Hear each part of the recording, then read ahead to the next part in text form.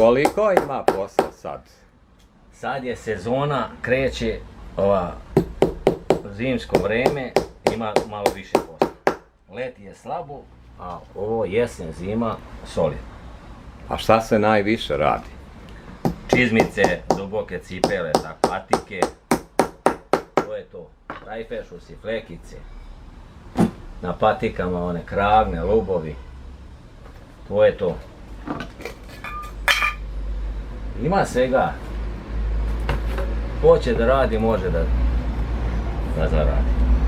A jeste imali nekad učenika kad kažete da neće mladi? Imao sam samo jednu. 93. godine i više niko nije, bio je 2 godine i više niko nije dolazio da se interesuje za taj posao. A šta mislite, zbog čega mladi neće da rade zanat? Prljav posao, mala para, sitna, eto. Oni hoću otput da zarade za 2 godine da imaju. A ovo nema, moraš malo po malo. Ne možeš da se obogatiš, ali možeš da živiš. Skromno, pošteno. Šta kažeš? Još po 3. Po 3 rupe, evo odmah dobiješ 3 rupe. Evo i ovaj. A šta je najbitnije kod vašeg zanata? Poštenje.